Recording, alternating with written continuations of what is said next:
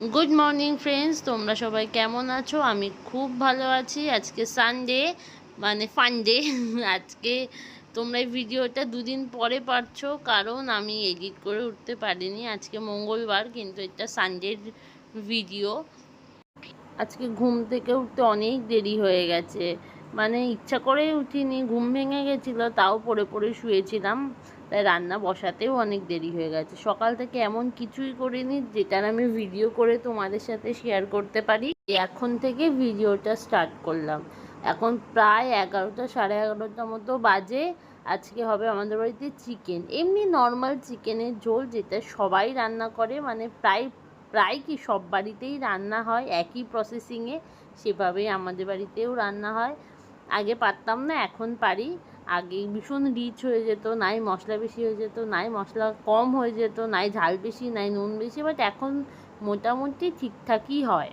যদিও আমি ইউটিউবে দেখেছি যে লোকে চিকেন কষাতেও এত অনেক কিছু দেয়, মানে টক দই থেকে শুরু করে আরও হাবিজাবি অনেক কিছু দেয়।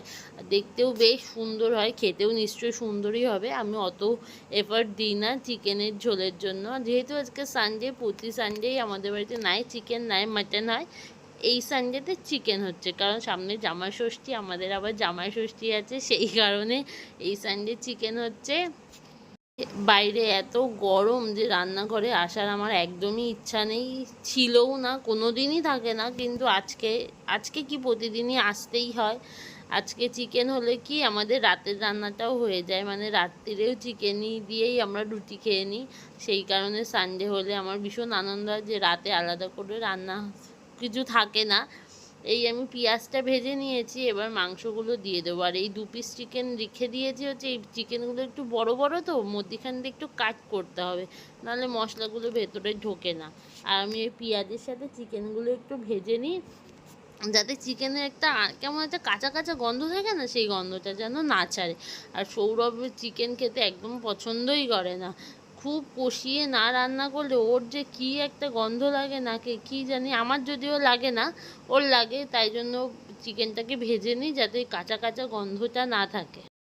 আর আজকে সানডে বলে মেয়েরও খুব মজা। পাশের বাড়ি যে দীপালি, তার তো গরমের ছুটি, কিন্তু সানডে হলে তার টিউশনিও থাকে না, তাই সারাদিন ওই দীপালির সাথেই খেলা করে। আর এই একদিকে বসে গেছে হচ্ছে মেয়ের মাংস। মেয়ের জন্য আমি পাতলা করে একটু ঝোল করবো। ওরটা আমাদের সাথে করি না, কারণ ওরটা একদম হালকা মশলা দিয়ে করি, সেই কারণে আমাদের সাথে হয় না। আরও ঝাল খেতে পারে না, যদিও আমি এখন না একটা করে গোটা লঙ্কা দিয়ে দিই, মানে অল্প অল্প করে ঝাল খাওয়ানোর চেষ্টা চালাই, যাতে একটু করে ঝাল খেতে পারে, একদম আঝালা।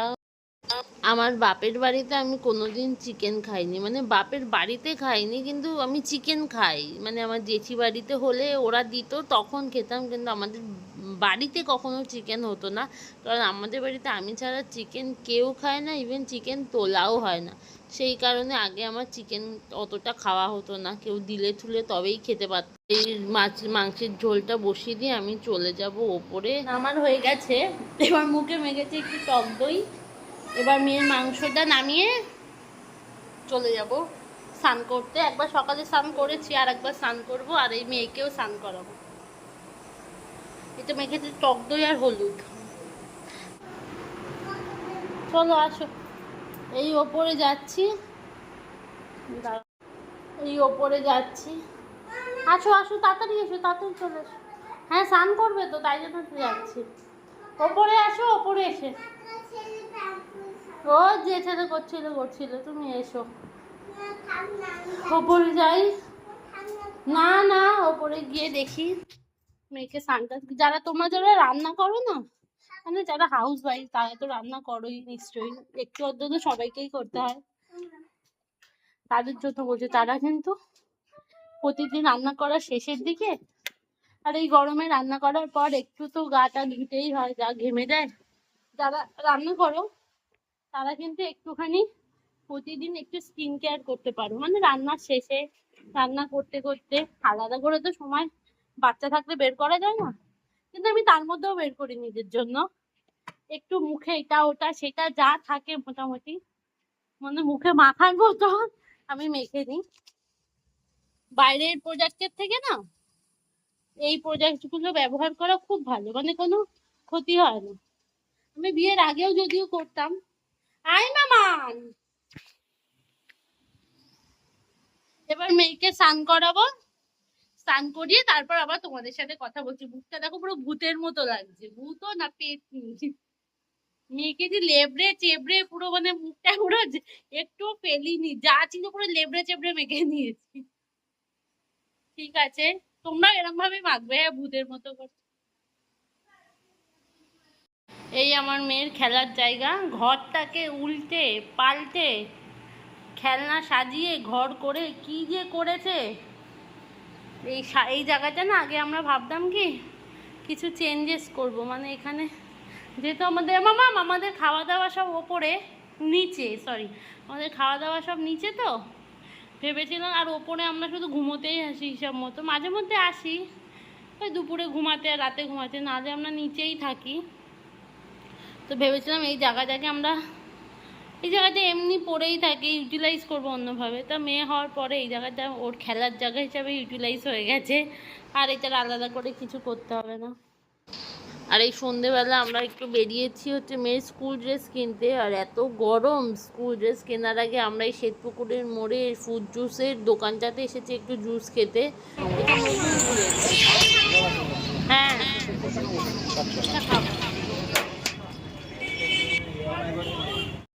আর এই স্কুল ড্রেস কেনা হয়ে গেছে, একটু বড়ই কিনেছি, বাড়ি গিয়ে দেখা যাক কিছু একটা ব্যবস্থা করে নেওয়া যাবে, কিছু আর করার নেই।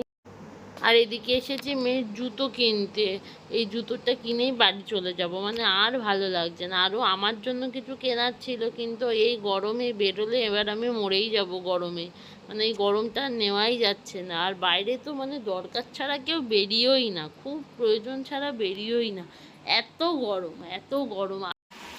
এই মেয়ের জুতো আর এই হচ্ছে জামা, এই জামাগুলো মানে ছোট করতে হবে, কাটিয়ে টেলারের কাছে দিয়ে কাটাতে হবে। এত বড় জামা আমার মেয়ের গায়ে হবে না, মানে একদম অনেকটা বড়, কাটিয়ে সেট করব।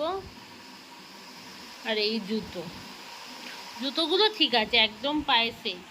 আমি ভেবেছিলাম একটু বড় নেব, যাতে 6টা মাস অন্তত পড়তে পারে। আজকের ভিডিওটা এখানেই শেষ করলাম। তোমাদের ভালো লাগলে প্লিজ একটু লাইক কমেন্ট অ্যান্ড শেয়ার করে দেবেন, তাহলে খুব ভালো হয়।